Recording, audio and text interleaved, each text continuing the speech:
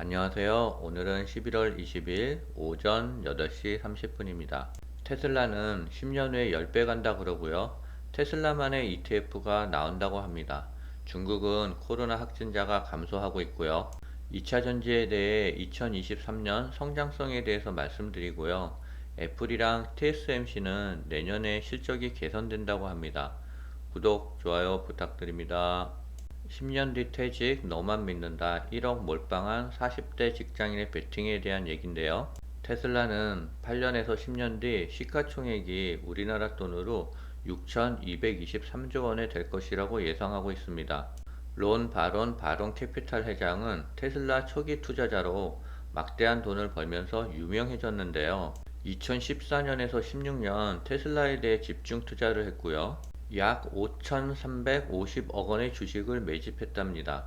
그 돈이 지금은 10배가 불어난 5조 5,200원어치에 달한다고 합니다. 바론의 주장은 머스크가 약속한 대로 테슬라가 5만 달러 차량을 매년 2천만 대 팔면 매출액은 연간 1조 달러에 달하고요. 테슬라의 영업이익을 30%를 적용하면 영업이익은 3천 달러에 달합니다. 여기에 15배의 멀티플을 부여하면 4.5조 달러의 가치가 되고요. 자율주행과 로봇 배터리는 여기에는 포함되지 않은 계산이라고 합니다. 바론의 장밋빛 전망에는 많은 이견이 뒤따를 수 있는데요.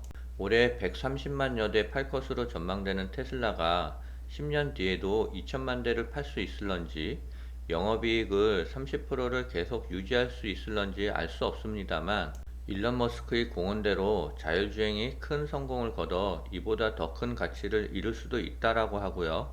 중요한 것은 바론과 머스크 모두 장기적인 비전을 염두에 두고 있다는 점입니다.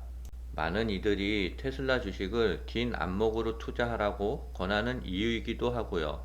테슬라 비중이 좀 더 큰 ETF는 어떤 게 있을까요? 여기서부터 지수형이 아닌 액티브 ETF를 찾아야 하고요. 테슬라 포지션은 코덱스 미국 팡플러스가 6.39%에 해당되고요. 타이거 미국 테크 탑10이 7.21%, 에셋 플러스 글로벌 플랫폼 액티브가 19.6% 등이 테슬라를 담고 있다고 합니다. 테슬라 단일 종목으로 ETF가 나올 예정인데요. 미래에셋 자산운용에서 테슬라를 주요 종목으로 하는 ETF를 내놓을 예정이라고 합니다. 단일 종목 ETF는 주식 한 종목과 나머지를 채권으로 구성한 혼합형 ETF인데요. 기존의 혼합형 ETF는 최소 주식 10종목과 채권 10종목 이상을 편입해야 됐습니다. 이것이 최근 금융투자업 규정 완화로 인해 주식 채권 구분 없이 총 10종목 이상으로 바뀌었는데요. 특정 종목 비중은 최대 30%까지 가능합니다. 즉 테슬라 ETF는 자산의 30%를 테슬라에 투자하고 나머지 70%를 채권으로 채우게 되는데요. 채권의 비중이 높은 만큼 테슬라 주식보다는 변동성은 낮을 것이라고 합니다. 중소기업에 다니는 40대 중반의 직장인 A씨는 현재 월 소득이 350만원 정도인데요. 20년 가까이 일한 결과 수도권의 내 집 마련도 성공했습니다. 그러나 앞으로가 더 문제인데요. 10년 뒤면 퇴직을 걱정해야 하는데요. 집을 사고 대출을 갚느라 모아둔 돈은 많지 않고요. 이대로 준비 없이 노후를 맞는 건 아닌지 걱정을 하고 있습니다. A씨는 테슬라의 장기 비전을 믿는 테슬라입니다. 그는 테슬라가 2030년 이후에는 애플과 아람코를 제치고 전 세계 시가총액 1위 기업이 될 것으로 믿고 있고요. A씨 퇴직연금 계좌에는 현재 1억 원가량이 있는데요. 테슬라 ETF가 나오면 이를 활용해서 연금 계좌 포트폴리오로 바꿔보려고 하고 있습니다. 테슬라 ETF가 출시되면 테슬라 주주들 사이에서는 상당한 관심을 끌 것으로 보이는데요. 테슬라의 주가는 고점에서 40% 하락했고요. 순이익의 70배에 거래되고 있습니다. 이제 막 전기차를 생산한 벤츠는 퍼가 6배고요. 왜 벤츠 대신 테슬라에 투자해야 할까요? 높은 퍼 기업인 테슬라에 충분히 할 수 있는 지적이 있습니다. 머스크는 다음과 같이 답변했다고 합니다. 저는 사람들에게 테슬라를 투자하라고 권한 적이 거의 없습니다. 하지만 사람들은 저를 무시하고 계속 주식을 샀습니다. 그래서 생각해보면 자율주행은 이 문제의 근본적 돌파구가 될 것 같습니다. 그 누구도 자율주행 기술에 있어 테슬라를 따라올 수가 없습니다.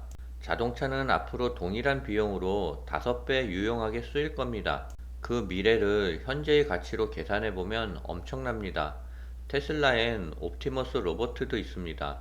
인간형 로봇으로 더 이상 노동력의 제약이 없어진다면 그 성장을 제한할 어떤 것이 있을까요? 그리고 일론 머스크는 다짐하듯 덧붙였습니다. 이 일은 반드시 일어날 겁니다. 앞으로 테슬라의 미래 전망은 무궁무진한 것 같습니다. 중국의 코로나19 확산세가 주춤하고 있는데요. 신규 감염자가 600명이 줄었다고 합니다.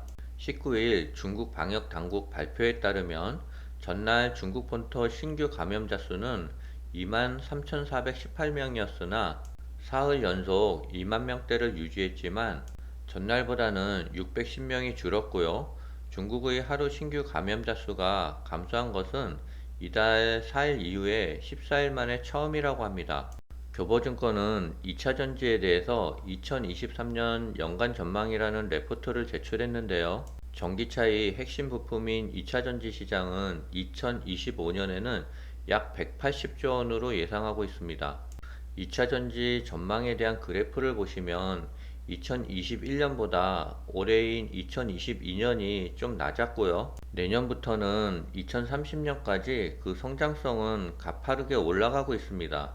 그래서 우리는 차이나 전기차를 최소 2029년까지는 가져가야 될 것 같아요.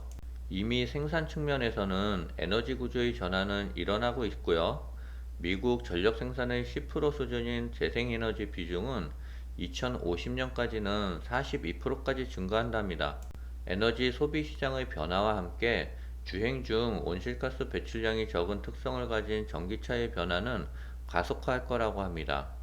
2차 전지 시장 규모는 2025년에는 180조를 전망하고요. 이는 메모리 반도체 150조 원의 이상이라고 합니다. 2030년에는 국내 수출에서 차지하는 비중이 반도체와 비슷한 수준인 20.5% 가까이 상승할 전망이고요. 그래프를 보시면 2025년을 분기점으로 해서 2차 전지는 메모리 반도체보다 그 성장성을 초과하고 있습니다. 골드만삭스에서는 미국이 내년에 가까스로 경기 침체를 피할 것이라고 전망했는데요. 2022년, 2023년, 2024년에 대한 GDP 성장성을 나타낸 표인데요. 세계는 전체적으로 봤을 때는 2022년에는 2.9%고요. 2023년에는 1.3%, 2024년에는 2.8%입니다. 그나마 미국은 내년에는 1% 성장을 하고요. 2024년에는 1.6% 성장을 전망했는데요. 유럽, 아시아와 독일과 프랑스, 이태리 등은 내년에는 마이너스 성장입니다. 그 중에서도 눈에 띄는 게 중국인데요. 중국은 올해 성장률이 3%고 내년에는 4.5%, 2024년에는 5.3%에 달합니다. 내년에는 중국의 GDP 성장률이 4.5%인 만큼 차이나 전기차도 기대해 볼 수 있을 것 같아요. 다음 기사는 중국의 비아디가 약 1조 9천억 원을 쏟아 장수성 수저우의 대규모 전기차 배터리 공장을 짓는다는데요. 생산 능력을 적극 확대해서 글로벌 배터리 시장 내 입지를 공고히 하고 점유율을 끌어올린다는 전략입니다. 글로벌 전기차들이 중국에서는 맥을 못 춘다는 기사인데요. 한국에서 승승장구하는 벤츠가 중국에서는 위기에 처했답니다. 콧대 높은 1인자인 만큼 큰 할인이 없기로 유명한 벤츠이지만 중국에서는 자사를 대표하는 전기자동차의 가격들을 대폭 낮추는 등 본격적인 할인 공세에 나서고 있다고 합니다. 그 원인은 중국 소비자의 취향을 고려하지 않는 비실용적인 디자인도 판매 부진에 영향을 미치고 있다는데요. 특히 플래그십 EQS는 벤츠의 주력 모델 중의 하나인 S클래스를 전기차로 탈바꿈한 모델인데요. 전기차 산업의 첨단 기술이 총망라된 차량이라고 합니다. EQS의 낮은 지붕은 공기 역학적으로 매우 뛰어난 디자인으로 주행 시 저항을 줄여서 연비 효율에 보탬이 되는데요. 그러나 벤츠가 간과한 점이 하나가 있다고 합니다. EQS를 구입하는 소비자들은 직접 운전하지 않고 뒷자리에 탑승하는 경우가 대부분인데요. 그런데 공기 역학적인 디자인을 위해 지붕이 낮아지다 보니 정작 뒤에 타야 하는 소비자는 불편을 감수할 수밖에 없다라고 합니다. 그리고 빠른 속도로 치고 올라오는 중국 전기차 업체들의 맹추격도 큰 위협인데요. 같은 기간 벤츠가 중국에서 8,800대 전기차를 판매할 때 중국 대표 전기차인 비아디는 올 10월 한 달 만에 22만 대의 차량을 팔았다 하고요. 이는 미국 전기차 업체인 테슬라도 마찬가지라고 합니다. 일론 머스크는 지난달 중국 시장에서 차량 가격을 인하했지만 벤츠와 테슬라 등 자동차 산업을 대표하던 글로벌 기업들의 영향력은 감소가 현실적으로 다가오고 있다고 합니다. 중국 전기차 업체들은 이미 탄탄한 기본기를 바탕으로 성장하기를 시작했다라고 합니다. 7주 연속 중국에서 판매 1위를 찍은 애플이 내년에도 실적은 점점 개선될 것이라고 전망하고 있습니다. 워런 버핏은 TSMC 주식을 5조 4천억 원어치 매수했습니다. TSMC 최대 고객은 애플이고요. 애플의 신형 스마트폰인 아이폰 14 시리즈가 중국 시장에서 7주 연속으로 점유율 1위를 차지한 가운데 내년 상반기에 애플의 실적이 크게 개선될 것이라는 증권가의 전망이 나왔는데요. KB증권에서는 아이폰은 내년 상반기 실적 가시성이 개선될 전망이라고 분석했답니다. 그래서 워런 버핏은 이미 다 분석을 끝내놓고 TSMC에 대량으로 주식을 매수한 것 같아요. 지난 16일 시장 조사 기관에 따르면 중국 시장에서 아이폰의 판매량과 점유율은 모두 1위를 차지했다고 집계됐고요.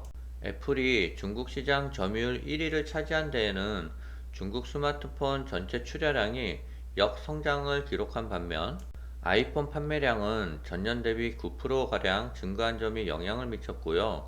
아이폰의 내년 실적 가시성이 크게 개선될 것이라는 게 KB증권의 전망입니다. 올해 4분기에는 중국 정저우 공장의 생산 차질로 아이폰 출하량이 기존 전망치보다 8% 정도 줄어든 것으로 예상했지만 내년 1분기 출하량은 수요 이연 효과로 기존 예상치보다 13%가 늘어날 것이라고 추정하고 있습니다. 내년 1분기에는 반도체도 좋을 것 같고요. 2차전지도 좋을 것 같습니다. 중국 정부가 내년부터 제로 코로나 정책을 완화할 것으로 예상되는 점과 리오프닝 경제활동 재개 정책을 시행할 것으로 보이는 점도 긍정적이고요.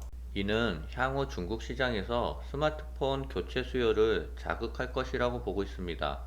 최근에 워런 버핏이 TSMC 주식을 대거 쓸어 담은 점도 애플에는 긍정적으로 진단하고 있고요. 워런 버핏이 TSMC 주식을 매수한 것은 투자 포트폴리오가 애플 중심에서 아이폰 부품 공급망으로 확대된 것이라는 게 KB증권의 분석입니다. 워런 버핏의 TSMC 편입은 향후 애플 시장의 지배력 확대에 대한 확신을 반증하는 것이라고 판단되고요. 지금까지 여러 종류의 기사들을 읽어봤는데요. 내년에는 2차전지와 반도체의 성장률이 기대됩니다. 오늘은 여기까지입니다. 감사합니다.